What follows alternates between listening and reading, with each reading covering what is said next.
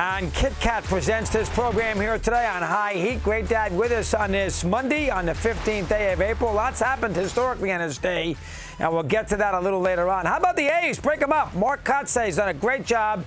You know, that's a trick. We all know how hard the job is, and his team plays hard all the time. Last year they swept the Braves, if you can remember that. And, of course, now they've won 3 consecutive series, and in some comeback fashion, too. And let's bring in the skipper and have a conversation. Mark, thank you very, very much. Great to have you with us here. And I'll tell you right now, you had a rough start there with the Red Sox and, of course, Cleveland going in. You hung in there. You won a couple games. You beat Texas. You beat, obviously, Detroit. And a good job over the weekend against Washington. You got to be proud. You keep this team going. Good for you. Give me a little thumbnail. Go ahead. Yeah, no, I mean, we left spring training. We thought we played better in spring training. I think there was a level of expectation when we got here to the Coliseum that we were going to come out and play really good baseball. And you know, we have a young group. This group came out first opening series against Cleveland. You know, we didn't play great. I think there was a little bit of tightness to the guys and feeling that pressure of going out and competing, going out and winning baseball games. And so first homestand wasn't great. We went on the road, which I think was a good thing. We went to Detroit, played Detroit when they were playing really good.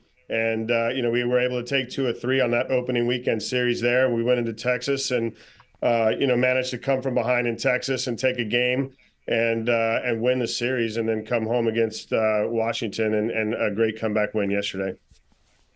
And, of course, Sears did a great job, and you won the game on a home run in the 9th inning. So that was probably one of those dramatic wins you've had in your tenure here in the A's, the way you won against the world champs in that rubber there last week at Globe Field. Give me some thoughts on that. Go ahead. Let me hear. Well, it was fun just post-game hanging out with Boch after that one, for sure, right?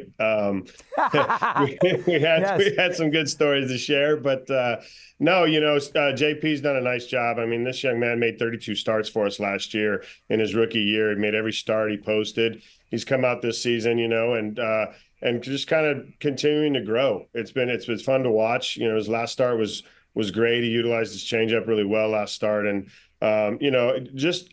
If you go up and down this roster, you can see the youth, but you can see the talent, and we know it's going to take time. There's examples in front of us that have gone through the same path. You know, with the Orioles, you look at the Orioles club, what they've gone through, and now Brendan Hyde's done an amazing job of just, you know, leading this group. And so the blueprint's in front of us. We've got talent. You know, it's our job to continue to teach these kids and get them better every day. Mark, what is your philosophy here? Win as many games as you possibly can, or is your job to make sure this young team grows? In other words, will you leave a young player in there to face a left-hand pitcher if he's a lefty late in the game? Although the better move might be bringing in a pinch hitter, you want to get him some experience and see how he handles that kind of moment against the lefty. Leaving a pitcher in an extra, you know, a couple of batters to see how he navigates. Although it might cost you, you know, a ball game, in the bigger picture, it's more important for the franchise. That's a tricky line for a manager to walk. How are you handling that? Let me hear. Well, I definitely want to win as many games as possible. I'm competitive. These last 2 seasons have been hard. They've been a grind going through, you know, a 50-win season last year. Understanding that, yes, that we definitely do have to, you know, give these kids an opportunity to go through those situations, to be in those big moments, to experience what it feels like to face a left-handed reliever. At the same time, just balancing trying to win, Chris. I mean, it's the big leagues. It's about performance. We're judged by wins and losses for the most part. And, you know, giving this team the best chance to succeed. We don't necessarily have a group of veterans that are sitting on the bench as well. So, you know, we utilize these matchups. We've always done that here in Oakland. You know, one of my mentors, and Bob Melvin, does an amazing job with that. And, you know, we in that mindset just creates giving each individual player on that 26-man roster the best chance for success. And that's how we evaluate it. We game plan for that. But, you know, I do see the importance of you know, leaving, you know, a JP Sears in a game to get through that 5th or 6th inning, to get that big out, to go through that moment, to challenge him in that, you know, sense. And as well as these young left-handed hitters that, you know, I know myself, you look at the numbers when I played, it was much more comfortable at bat against a left-handed starter than it was a left-handed reliever, someone like Jesse Orozco coming in, flipping the slider that I had no chance on. So, you know, you want guys to have the best opportunity for success, and that's really how we look at it. Well, what is Mark Kotsay is doing here? All right, here are a couple of toughies now about dealing with the environment you're dealing with. I mean, I know they're young kids, but, they're not immune to news and, a lot of empty seats on this idea in Sacramento. Do you let them talk about it? Do you say, guys, I don't want to hear it. We're here to play baseball. I don't care if it's on the moon. We're here to play. Or do you guys have discussions as far as the future of the franchise goes? Let me see how a manager with a young team handles that. Go ahead. Yeah, I mean, I'm not going to restrict them from talking about it at all. They're free to give their opinions and give their thoughts about the move. The biggest thing I think that's, in somewhat settling is that we do have direction. We went through a spring training, this season without direction, without knowing where we were going to play a 2024 or 2025 season. And now it's in line. So we also have that direction for the next 3 seasons. And, that does bring some peace of mind to the situation. And at the same point, for us as a ball club here in Oakland in the final season, we want to go out and we want to win games. We want to be competitive and give these fans something to really, enjoy throughout this year. And that's our mindset. It's winning every game we can, with that attitude of this is the way we're going out and we want to go out, in that fashion.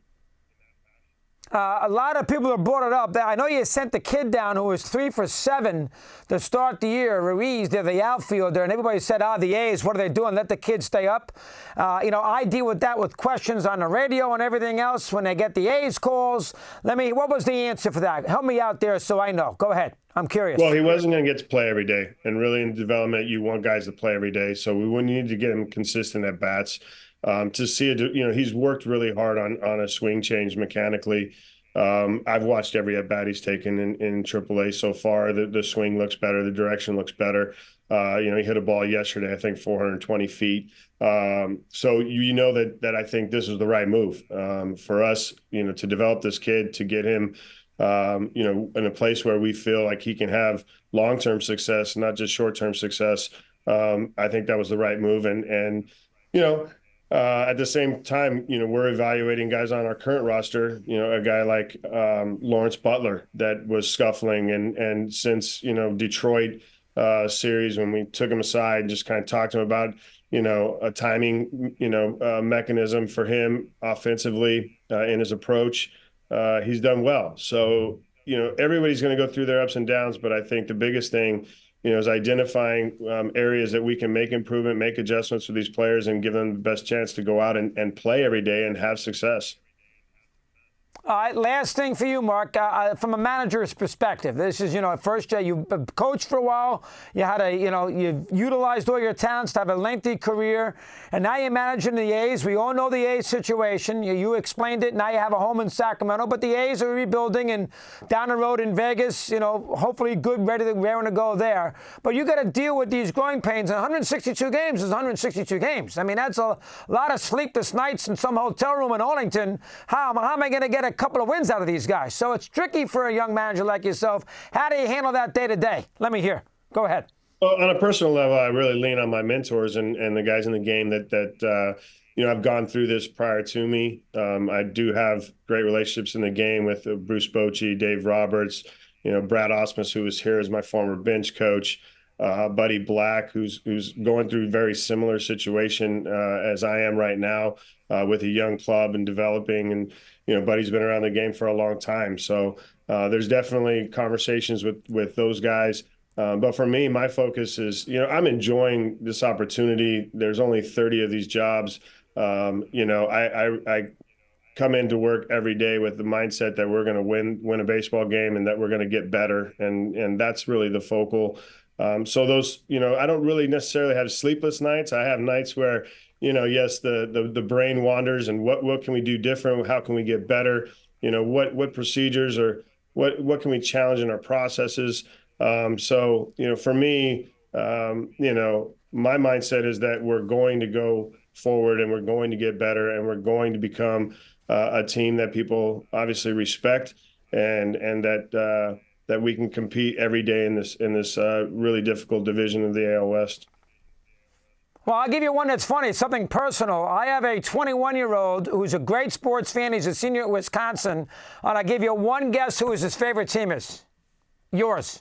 Yours. Oakland Athletics. I swear to God. Yeah, he loves the A's, and I was a Giant fan. So, and he's a good sports fan. This is not somebody he follows the games, knows what's going on. So when we have success, I will bring him to some games. I'll be in that dugout. I'll wave to you. You wave to him back. Will you please? I appreciate you coming on today. Great job. All right. Thanks again. Thanks for having me.